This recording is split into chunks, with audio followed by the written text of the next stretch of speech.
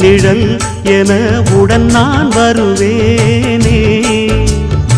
ஏழ் பிறப்பும் உயிர் துணை உனை நான் பிரியேனே.